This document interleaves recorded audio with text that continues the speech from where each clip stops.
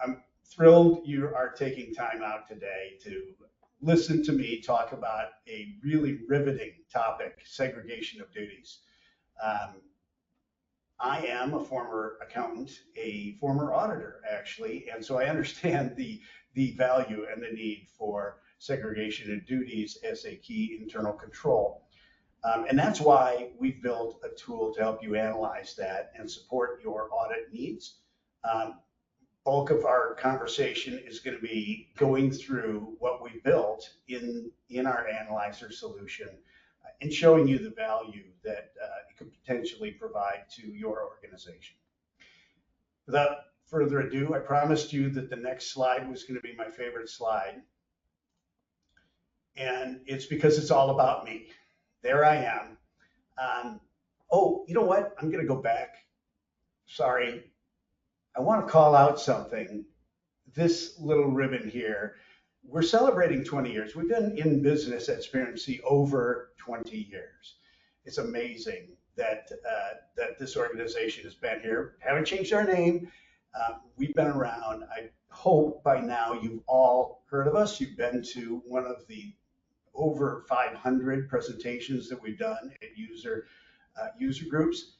Celebrating 20 years is a pretty cool achievement for the organization. When I go back to my slide, that's what I looked like 11 years ago when I joined the firm. That was what I looked like when I had dark hair. I have 3 children, and one of them, my daughter, the only daughter, is getting married 1 month from today. And I don't know if it was working at SpearMC for 11 years or the fact that I raised 3 children and one of them a daughter that turned the dark hair into this gold, whatever it is, silver. I don't know. I don't know what caused it, but it's a little bit of a misleading picture there. Although I think I'm just as handsome now as I ever was back then, 11 years ago. 11 years. And all we've done is continue to focus on our clients and our PeopleSoft community. It's amazing.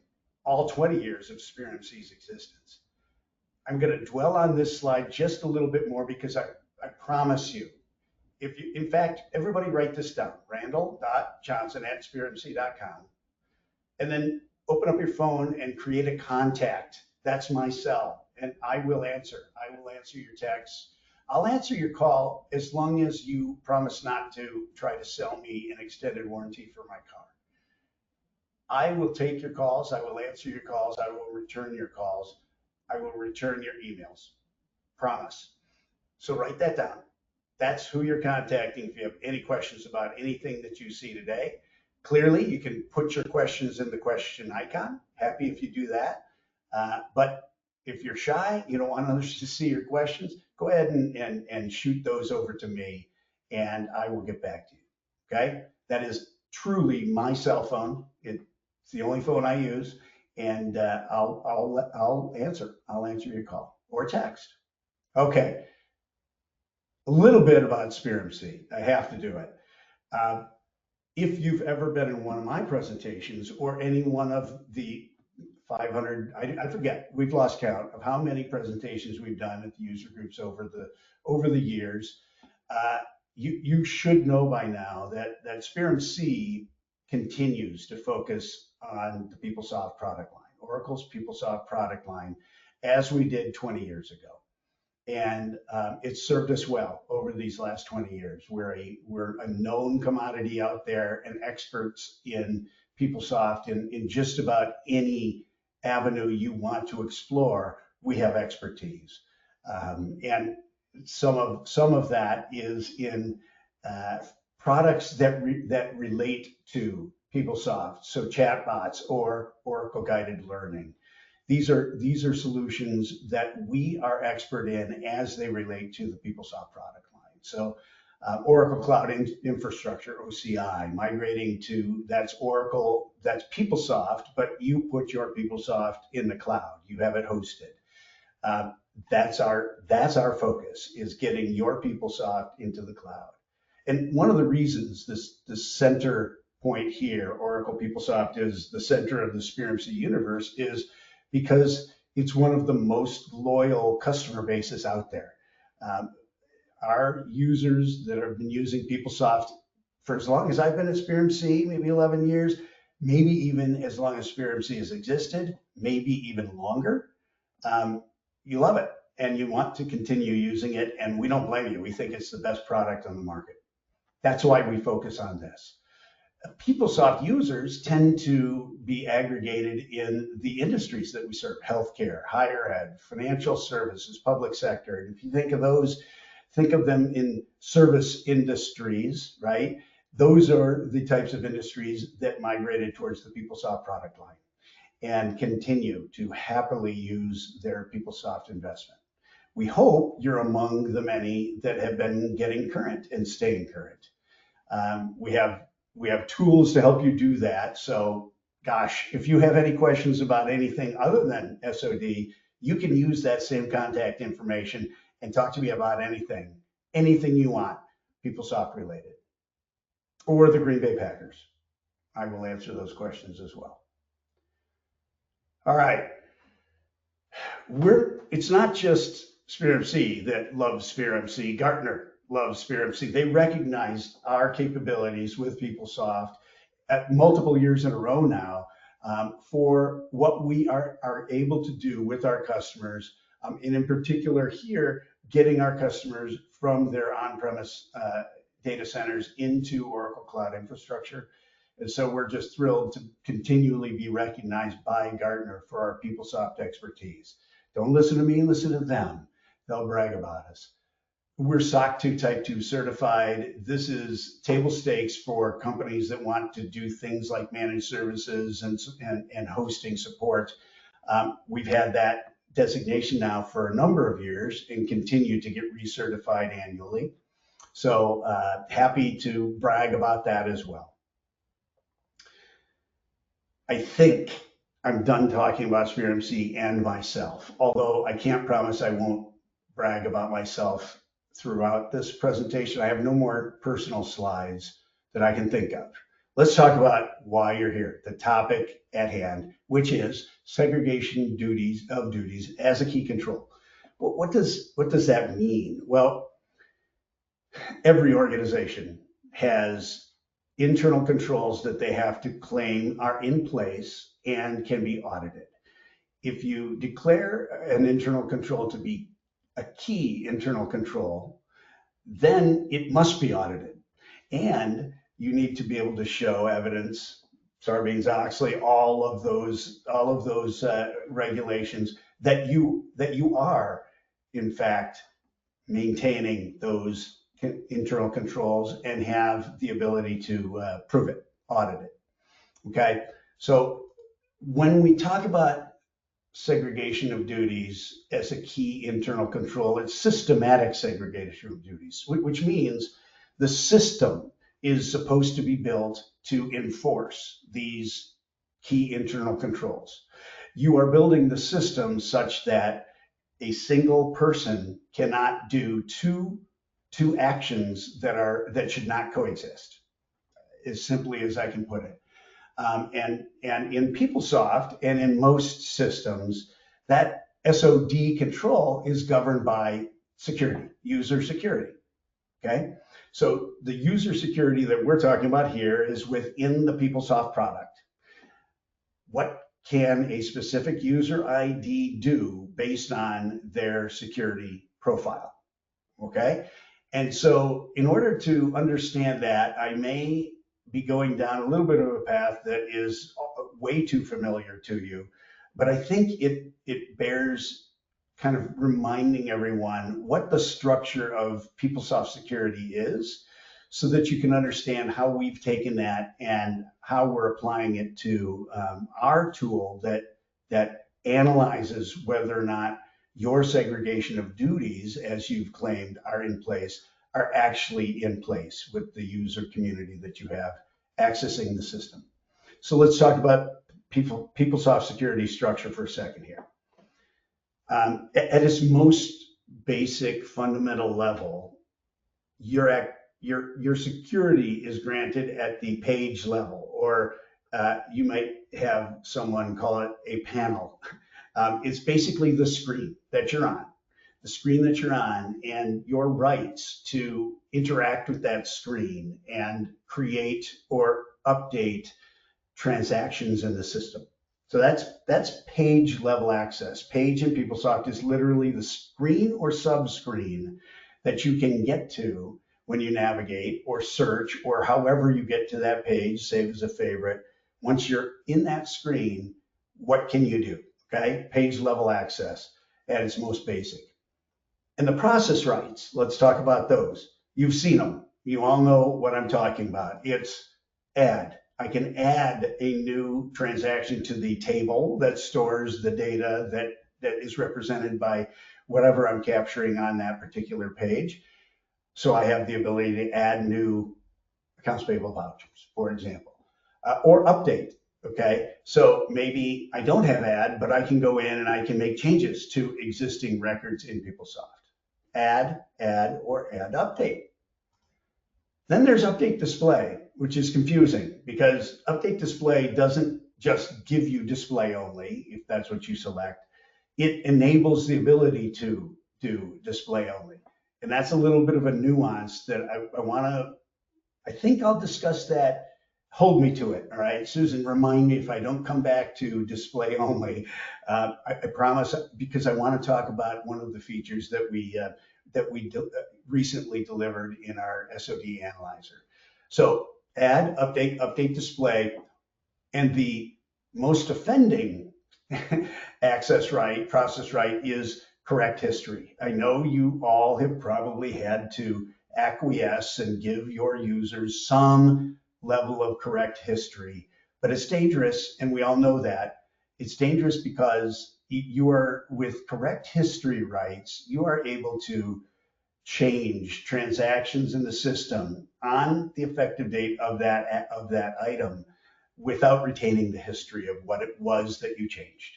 Okay, it is typically in a SpearMC implementation reserved for just that period of time when you're converting and when you're getting your data set so that you can begin using the system.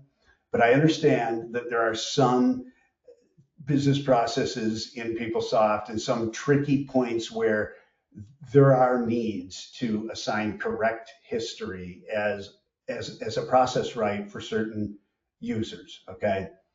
I'll explain how we want you to address that with the analyzer when we get into looking at the tool itself. So those are the process rights. We're all familiar with those. I added one called display only. Now that's not technically a process right. It's a checkbox. So when you're setting up the access to a page, you give a user update display, and then you check the checkbox display only. And what that means is there is no update, even though the process option says update display.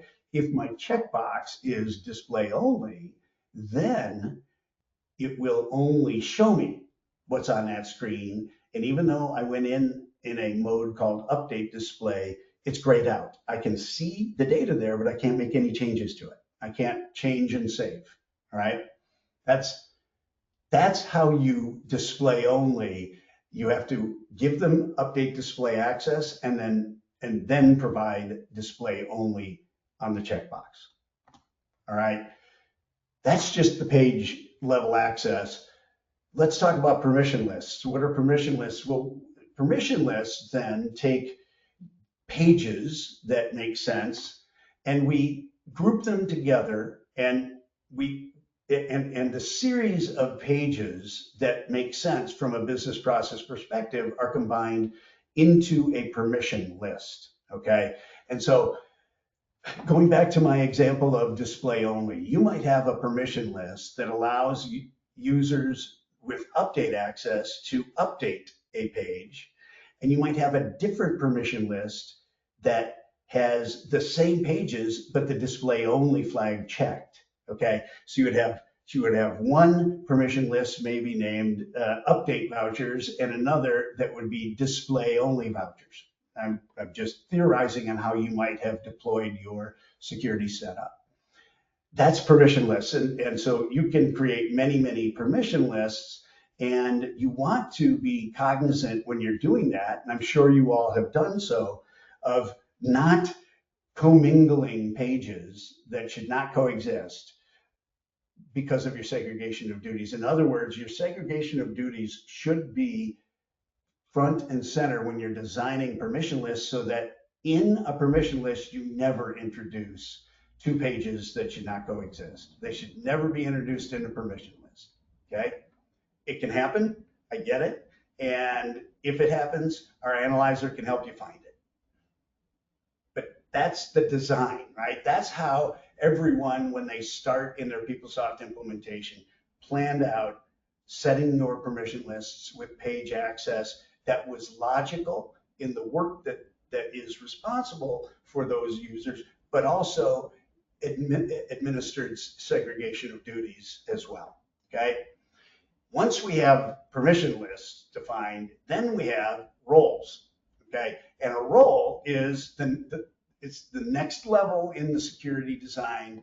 It is multiple permission lists combined into a single role. So you might have someone named Accounts Payable Supervisor who has some display only permission lists and some update permission lists. You might have someone who's an auditor who only has all display only and never has add or add update, only display. You might have a super user here or there that has a permission list that grants correct history where the rest of the organization doesn't, okay? So those permission lists map to roles, and your roles define how many. Most roles probably have a half dozen or so permission lists, maybe more, that are assigned to it. And then ultimately those roles get assigned to user profiles. So every single layer here, you get a many to one. The user profile is an individual user who logs on. They have a logon ID, and they're going to log on. They need to have at least one role that has at least one permission list that gets to at least one page, or they won't be able to do anything in PeopleSoft, right? So your user profiles, R. Johnson, is going to have the roles that fit to the reason I was hired to do my job, okay? And those roles, it might be that every user that's set up has a all employee role, which is the generic logon and home pages and things like that, okay? So that's user profiles. And that's the lowest level down to the individual user and the roles that get assigned to that individual user, okay? Each role, each row, each bullet is a many to one relationship. All right. If you've done your segregation of duties design well in your original security design, then you have roles that make sense that don't combine. I'm sorry, you have users that don't have two combined roles that should not coexist. And those roles, none of those roles should have two permission lists that should not coexist. And none of those permission lists should have two pages that should not coexist. Okay? A lot going on there. So how do we analyze this? Let's talk about the tool. Let's finally talk about the tool.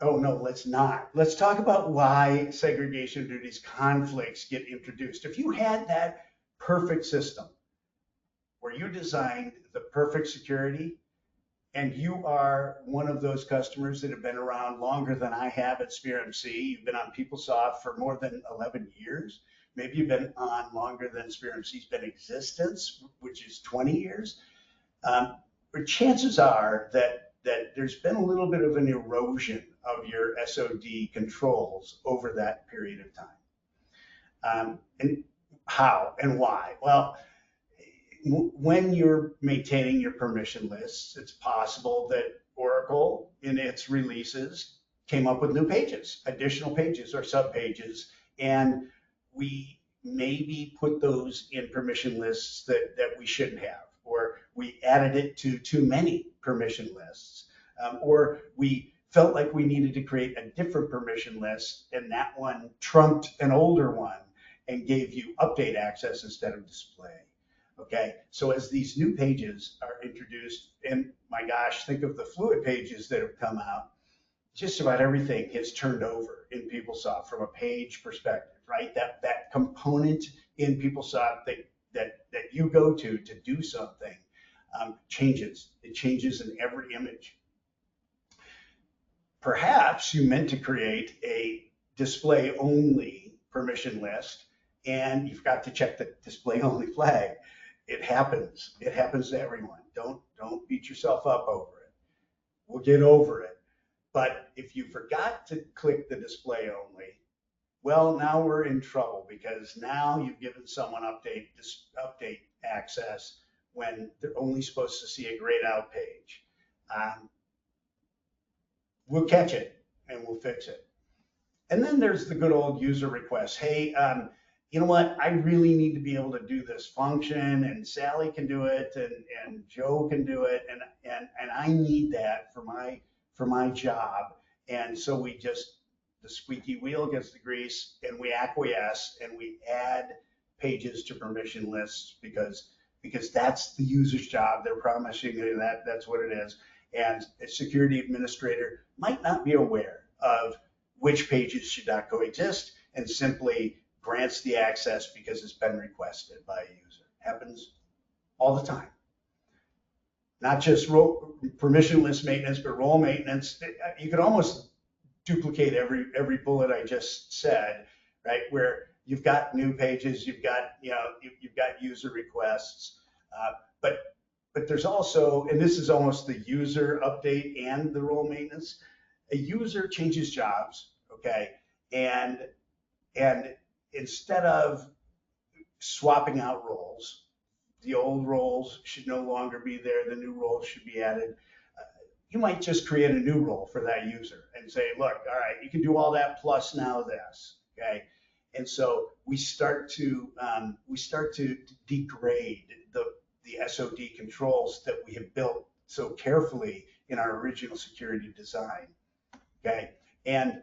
Or we might be adding new roles. Those new pages require new roles, but we grabbed the role, we created a permission list, and the role and that permission list and that role accidentally introduced a conflict of interest, a segregation of duties conflict. And then, of course, we add roles, but we don't remove the prior roles. They've changed from payroll to I don't know, an HR administrator, but they keep their payroll rights. Probably need to retroactively go back and take a look at that and make sure. And then there's new system users that come into existence. It might be a whole bunch that come in because there was a merger or an acquisition, and we're trying to accommodate those new users with functions that they performed in their old system, and now they need to be able to do that in their new system. And so we're making all kinds of changes to permission lists and roles because we need to accommodate that mass influx of new users in the system. Or you might have acquired a new module in PeopleSoft, and let's say you've decided to implement the expenses module, and there are segregation of duties that should exist between expense users and AP users, or some other segregation that needs to be there, and we don't go back and pay attention to the new SOD rules that need to be in effect and accidentally provide too much access to specific users. So this is just an example of over time how your SOD controls in everyone's well-intentioned, well-designed original implementations can degrade over time. Now let's talk about what we do to fix that, or to at least analyze it and see where they may be. We built a tool to analyze segregation of duties, and our tool at its most basic level looks at 2 pages and says, can these 2 things exist together? And for each page combination, we create a rule, okay? And we have a bunch that we pre-deliver, right? You guys get to, if you were to subscribe to our tool, You get to pick which ones you want to turn on. They all get delivered as inactive. You might not have the inventory module installed, and so you don't need any of those to be activated. But you do want procurement and AP, and you want GL. Everybody has GL and AP. I said AP. You get it. All right. You pick and choose, and it's super configurable. Okay. So not only do we give you the rules, but we give you the pages to go and on an effective dated row, make changes. Okay, you can insert new rules that you think we missed in our segregation of duties rule set, add new ones. You can inactivate ones, or you can remove the ones that we provided because you don't think that they're you don't think they're accurate, or go in and change something like the severity level that we assign to a particular rule. Maybe you think it's okay to have the rule, but it's not a high severity. It's really more of a low severity type of a rule. So super configurable, and that's one of the things that we built and delivered recently was a change from classic to fluid. All fluid pages on our setup, on our configuration, everything is fluid now. I said I would go back to display only, and let me bounce back up to this. So our tool looks at two different pages, and it looks at the process option on those pages. And if you remember, I said display only isn't a process option; it's a checkbox. So we originally, when we built it, if you had update display, we were and you had an offending second page, we were still listing it as an exception, as a conflict, but it was a low severity. And we, in one of the earlier updates to the tool, we go back and we look to see if the display only checkbox is on. If you have update display, if the display checkbox is on, we don't write that to the table as a violation. It's no longer a violation. So we've updated the tool to do that. And so now all you have to do in your rule set is say the process option is update display versus whatever other page, and it could be any other process option as well. And if display only is checked on either one of those two pages, no violation. Okay. So when you're doing your configuration, when you're doing your review, all good if you don't want to worry about the update display only function happening. If you are one of the few organizations, I shouldn't say few, if you have adopted the unified navigation, which allows you to just log into one PeopleSoft, right? And it's PeopleSoft HR and financials all combined. So my user ID, if I have menu actions for both HR and financials, they're all there. If you've activated that, then we can use our SOD analyzer and compare financials pages to HCM pages. Okay, so you shouldn't be able to do AP, pay cycle, and payroll. Okay, if you have not implemented unified navigation, we can't do that. Not yet. We can only look at the specific instance, the specific pillar, if it's standalone in your organization. So if you've turned it on, all the better. We can set up rules that cross HR and financials. And then the latest update that we've provided recently is we're using Kibana Insights, PeopleSoft Insights, formerly Kibana Dashboards, with detailed analytics. I'm going to show you those. This is a huge upgrade from what we had prior. What we had prior wasn't terrible. I shouldn't be so superlative. It was an upgrade. We had pivot grids and dashboards with pivot grids. Now we have a superior tool with the PeopleSoft Insights Open Search dashboards, and we're pretty excited about it. It's one of the things I want to spend, if I can, as much time showing you as possible. This is, by the way, the truest definition of analysis, right? So we call it the analyzer. The analyzing of SOD conflicts happens in the PeopleSoft Insights dashboard. All right. That's a lot that I just talked about. We built everything in Fluid. We have home pages that we built for this. There's a newer fifth tile. I shouldn't say that. We haven't deployed it yet, but there's going to be a fifth tile for some reporting. I'll talk about plan features and enhancements at the end of the presentation. But in the purposes of the demo, we have 4 functions, 4 tiles that we'll be going into and showing you. Actually, I won't even show you the engine. It literally is just a run control page with no variables. It's just run it. That's it. That's it. So the first thing you need to do after installing the SOD analyzer is go into the rules definition and decide which ones you want to activate, and decide which ones you want to delete, and decide which ones you want to add. These are your controls that you're claiming exist in the system. What 2 things in the system, what 2 pages should not coexist? So I'm going to start with the tile right there in the middle, the rules definition.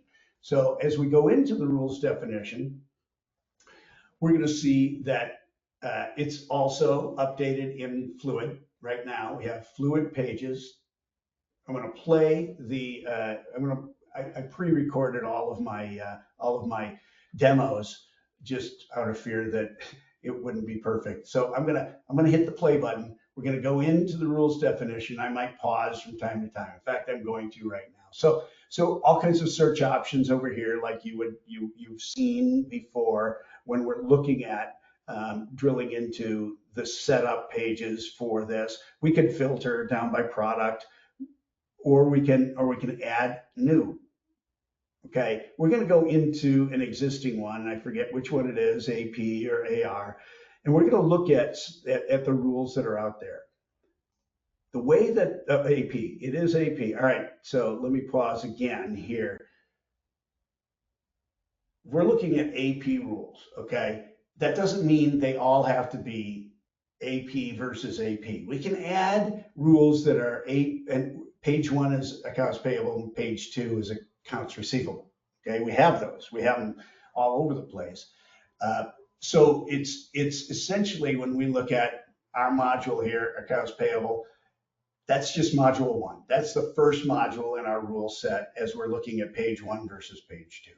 All right, this is how it's been designed. This is where we say, I'm setting up a row, and each row is a rule. And each rule will say, I'm going to scour the system, and I'm going to find any instance where a specific user has access to what we've listed on page 1 and has access to what we've listed on page 2.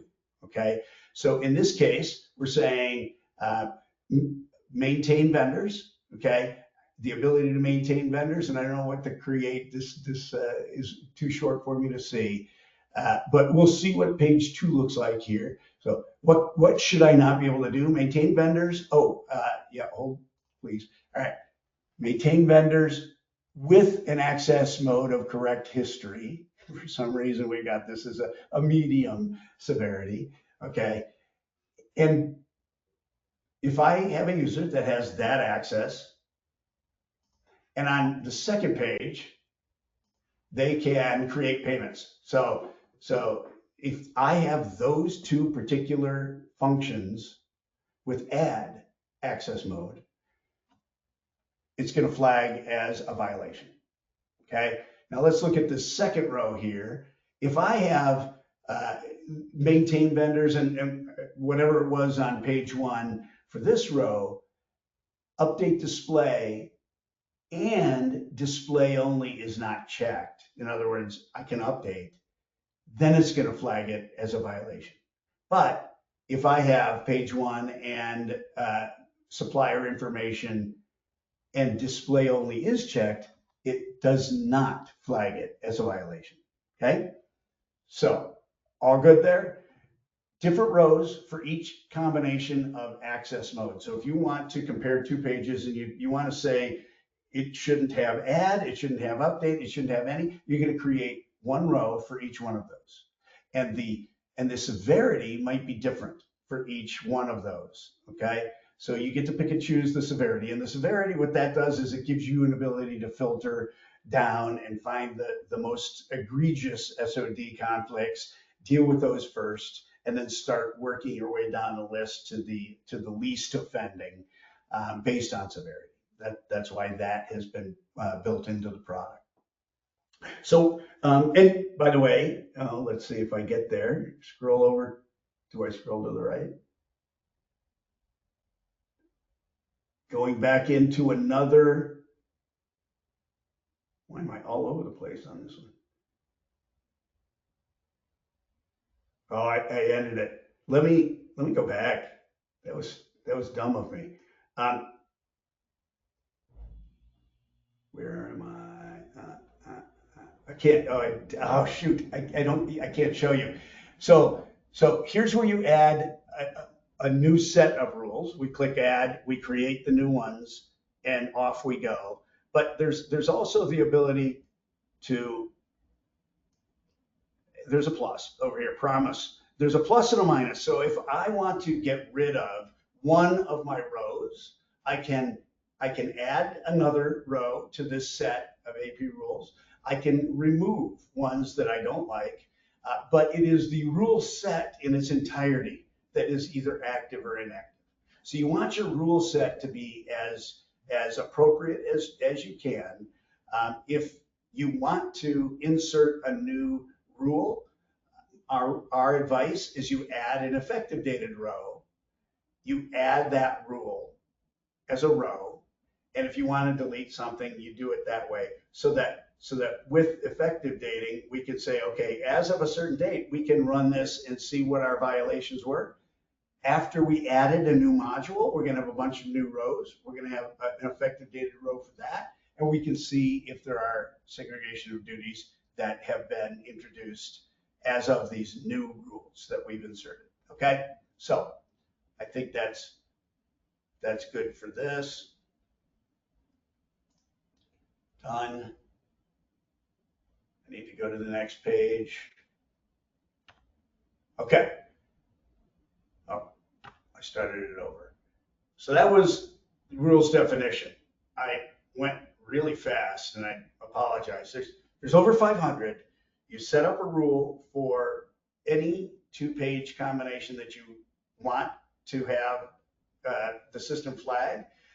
If you want to say it's any versus any process group, you've got to create that permutation of number of rows. Okay, we've got ideas in our internal idea space to accept all process groups, but right now it's each process group has to have its own row or process function. So add, update, display, correct history. Each one of those needs to be added as a separate row. One of the reasons we did it that way, if you remember what I talked about with display only, on update display, we were marking those as low severity. And then we were having our customers go back and look to see if display only had been checked. And if it had, then they could ignore the any violations that came up. Now we don't write to the table at all. Much better process. That's why we wanted the severity and the process function to be at the row level instead of all process options in one particular row. Okay. You set up your rules. You get them done. You come to agreement on what the complete set is, and at that point in time, you would run the SOD engine, and it's just a run control page that has no options. It runs the process to take your rules, scour your system, and by the way, it runs for 12 hours. It runs for a long time. I admit it takes a long time. Maybe we can find ways to improve it, but it's literally looking at every user, every page that user has, and every rule that you have activated in the system. And if and when it finds a violation, it writes it to the table. Okay, so we've got an SOD violations table that comes with the installation of the product. It's that table then that we can use to evaluate and analyze the results. So I don't have anything to show you running the SOD engine because it's boring. You click it, you go to the run control. There's literally nothing to pick. You just say run and it runs. Okay? I'll show it to you if you want to have a separate meeting. Let's now say we've run it. We ran overnight.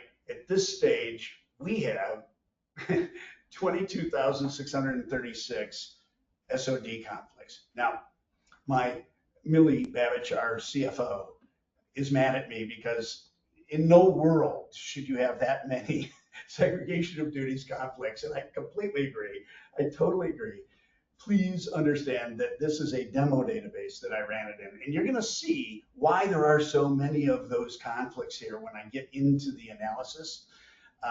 So bear with me. I promise I'll show you that. But you won't have, well, gosh, I hope you don't have this many. If you do, it'll be a problem, but I think it's a problem you'll be able to solve, hopefully relatively quickly, as you analyze the issues. Okay, so this is a page where we could go and look at the list of violations, and we can filter it and start to look at individuals if we want.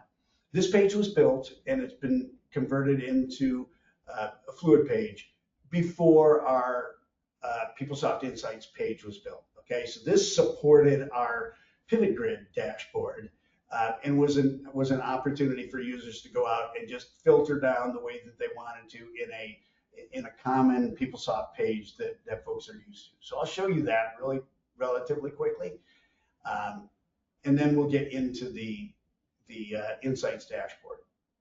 So if we go into the violation results page, you can see it looks just like any PeopleSoft page that has grids, and it has filters up above. So we're seeing these violations that are out there. If I want to look at a specific individual user ID, I can look at the violations that exist for me, R. Johnson, and let's just say just those that are high. So remember, we built severity so that you can start to chip away at your issues, start with the highs, get all of those cleared, then move on to the mediums and so forth. So here we've got, I've drilled into just R. Johnson, severity high issues. I've got a number of rows out there. We're going to start taking a look at those rows, page 1, page 2. Maybe I expand it super long and I say show all, and I go across and I start to look at what the heck's going on here. Well, I'm going to leave it here for a second, and I'm going to tell you, anyone who knows security setup and knows demo knows that in production, you don't have a permission list called all pages. This is your problem right here, folks, is we have a permission list called all pages, okay? So now, anytime all pages is included in any permission list, in any role, that role assigned to a user is going to be a conflict. And if all pages is assigned to more than one role, as we see it is, administrator, grants super user, grants workflow, item will contact, all of these roles have the same permission list. So we're getting hit on a violation for every role that has that permission list, because that permission list has every page in the system. And so every conflict we have, every comparison, it's creating violations in our violations report. Okay, please tell me you don't have anyone that has the all pages access in your environment. I hope that isn't the case. But it was the problem here. But I did that so you could see what the problem is. Let me fast forward through this because I want to get to the Insights dashboard. So awesome, we've got a page, we can filter it, we can look at the details. If you have a smaller list, it might make sense to come out here before you go to the analytics. But that's why it was built the way it was built. All right, so that was viewing the violation results. Now let's go into the Insights dashboard. The Insights dashboard is intended to use the OpenSearch framework. It's a much better framework for analyzing large volumes of data, and we can slice it and dice it in all kinds of different ways on the same dashboard, which is what we've delivered. So with this, we're going to go into the dashboard. This is clicking into a PeopleSoft Insights dashboard. You're going to see open in dashboard. You're going to see that this, I don't know how many of you have turned on Insights yet, or if you're in an older version of PeopleTools Cabana, I highly recommend you explore it. It is the reason I believe you should be current and start taking advantage of the analytics that are out there. This is a custom built dashboard. There's tons that are delivered for all of the business processes that you guys are running in PeopleSoft. Okay, but let's take a look at the overall dashboard. This is just the top part of it. All of this information, all of it is based on the same set of data, that table I told you about in PeopleSoft that we built that lists every violation, every segregation of duties violation that's out there, okay?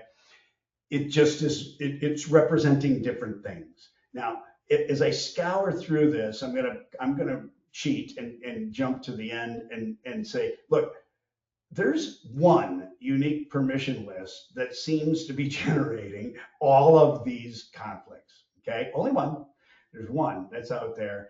And there would be more if we started doing duplicates of all pages and called it all pages 2 and gave that to people, right? But as we look at this, we can say, look, I'm going to go straight to the permission list and figure out what's going on here. But you can drill down in any number of ways. We can see the top 10 conflicts by the role, right? And each of these seem to be relatively same, 11.11%, probably because each one of these roles has the permission list of all pages in it, okay? I'm just theorizing here. Let's keep moving. So as we look at this, I don't know if you've used this, but you can filter. Remember what I said, all of the data here is represented all of the dashboards are represented by the same data set. So if I filter one, I filter everything. I filtered up here, I filtered down to the total conflicts of SOD permissionless conflicts, 1944. Okay, remember that's for each user and each role that exists. That's how many times a permissionless conflict showed up, 1944.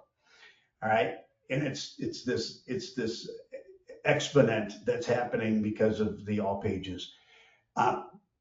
As I clicked on the SOD list with conflicts, it refiltered everything on the page for me, everything.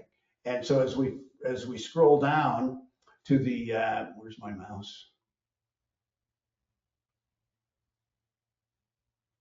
There it is.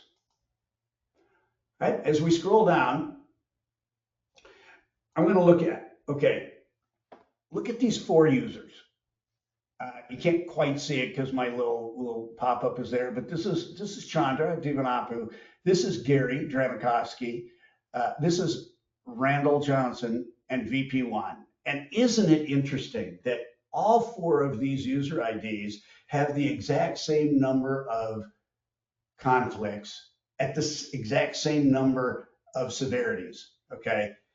What do you think happened? Well, I can tell you, okay? VP1 was out there, was the only user ID that had these all pages offending access groups. And when we went and created a new user, R. Johnson, G. Dranikoski, C. Divanapu, we just cloned VP1, didn't we?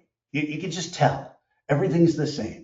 And so VP1 had a conflict. When I clone that for additional users, every user I create is going to have the same inherited list of conflicts. That's what's going on here. Oh, no. All right, I got to fly. Let's see. Boom, boom, boom, boom. All right, so in OpenSearch, in the Insights dashboard, when I go to say, and I'm about to click, I just want to see for R. Johnson the list of 351 that are considered high severity. Okay, so see the high severity color is down here. If I click in this box right here, it's going to give me the option to filter. Do I want to filter on just high? Do I want to filter on just R. Johnson? Or do I want to filter on high and R. Johnson? Okay, so here's my choice. Do I want one, both? I'm keeping them both. I apply it. Okay, and now everything is just me. It's all about me, like this presentation. Oh, I got to pause for a second.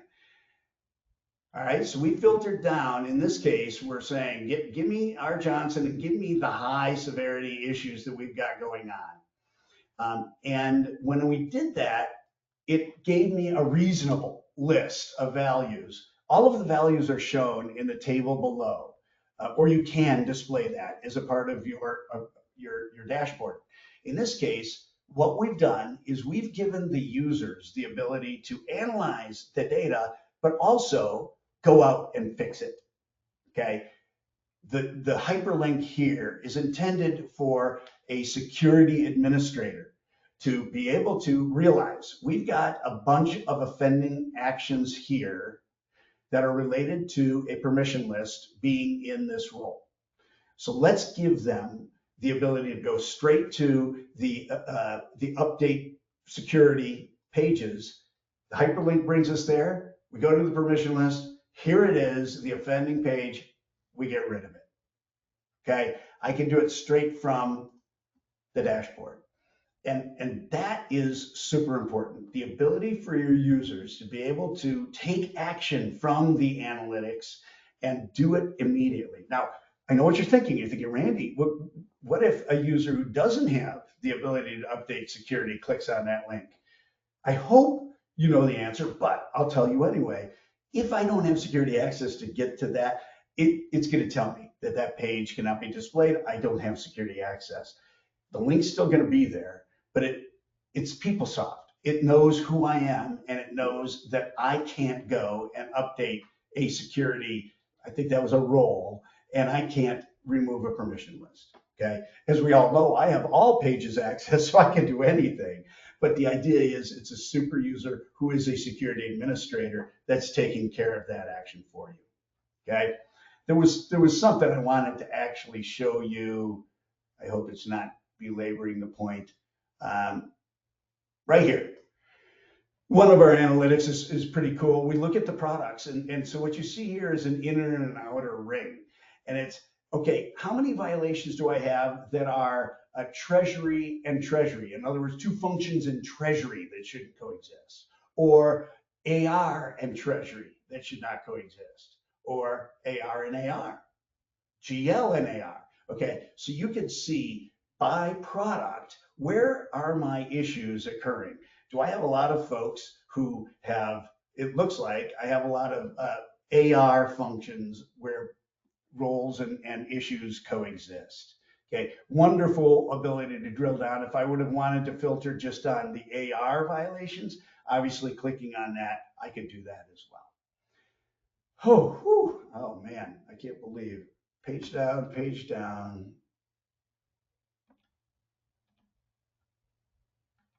And I hope this is what's next. Perfect. I'm going to go through this as fast as I can. If I were Oracle, I would have said we have to have some sort of a disclaimer up front, right? The safe harbor. I'm not Oracle, so I'm just going to tell you what we're working on. Our customer community, they want the rule of the description of the rule to be longer, and so that they can have a more meaningful explanation of what that rule is intended to be. Okay, so our plan is to use a longer field for the description for each row that has a rule created.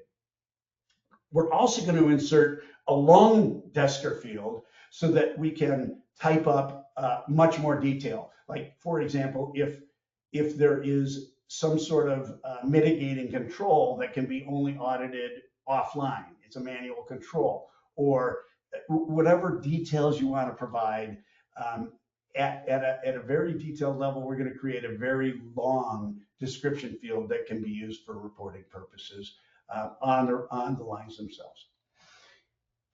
We have a report that you can run that shows all of the active rules, everything that's currently active. We're going to enhance that report to include the two fields that we're talking about, and also just kind of clean it up so that you have something that you can present to your auditor and show them the list of rules that you're including in your systematic segregation of duties with a good explanation of what those rules do. I feel like I'm missing a bullet there. We're going to continue to enhance the insights. We're looking for more customer feedback. It's brand new, so we're rolling it out to our early adopter customers, getting feedback of what else. A lot of organizations haven't adopted insights yet, and so it might be the first time you use insights. There's a little bit of setup that goes into that if that's the case. And then ultimately, we're looking at rolling out the SOD preventer. So what this would do is it would, during system administration, security administration, when you're making a change to a permission list or when you're adding roles to a user, it would ping our rules and it would come back to that security administrator and warn them that they're going to create a conflict by doing this. And if they want to move forward, then they can move forward, but they've been warned. Or you could set it to just not allow that ever to happen. I can't ever create a situation where that would happen. The middle one. Thought I was missing it. We want to develop a function for mitigating controls. So each rule might be okay if I can prove there's mitigating control behind it, okay? And there's going to be two types of those. So it'll be a checkbox. Is there a mitigating control? And then if so, what is go to the mitigating control table, what is it? Is it systematic or is it manual? So for example, if I give someone the ability to add a vendor and create a voucher, but they can't approve a new vendor, they can only add it and someone else has to approve it, okay? That's a third page. Our tool doesn't look at that. A mitigating control would say, I have a systematic control in place. If that function is activated and they don't have the ability to approve, we're okay. And we're still going to write to the table, but we're going to remove it or we're going to flag it as a lower severity, okay? Or there's a mitigating control, which will lower the severity. It still shows up on the conflicts list, and we have to provide manual audit evidence to our auditors that mitigating control is still in existence. So the ability to flag our rules with mitigating controls is one of the top requested features that we're going to spend development time on. I told you I wouldn't get to the end with enough time, but I do have one reminder. That's me. That's my number. Use it. That's my email. Please email me. It's 202. It's my 202. Thank you so very much for attending. Looks like I'm losing folks right now, probably jumping on other meetings. Susan will get me the list of questions. I will post them, and I will reach out to you all individually to thank you for joining, and I will let you know what those questions were and what our answers are. All right? Thank you. Thank you so very much. I hope you have a great rest of your day. Bye now.